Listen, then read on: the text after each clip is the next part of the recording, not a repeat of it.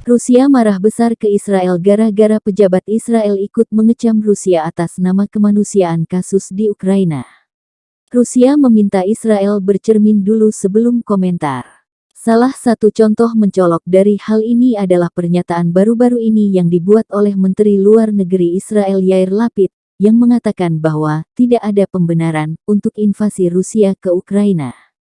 Seperti yang mereka katakan, kata yang diucapkan adalah ingatan masa lalu, dan politisi yang serius, terutama pada tingkat tinggi seperti Menteri Lapid, tidak memiliki hak untuk berbicara seperti itu. Negara kita, yang tahu tentang ancaman terorisme dari pengalamannya sendiri, selalu menyatakan simpati dan solidaritas tanpa syarat sehubungan dengan serangan teroris yang, sayangnya, terjadi secara teratur di Israel.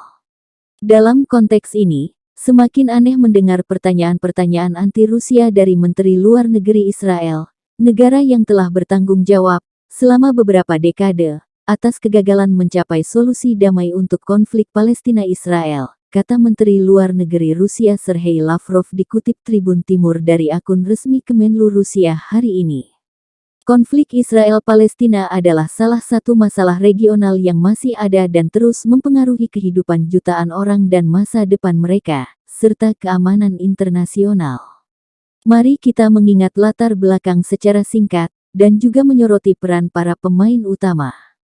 Selama beberapa dekade, Israel terus memperluas kehadiran militer dan administratifnya di daerah-daerah di mana, menurut resolusi PBB dan hukum internasional, di wilayah di mana sebuah negara Palestina diakui, kata Lavrov dikutip Tribun Timur.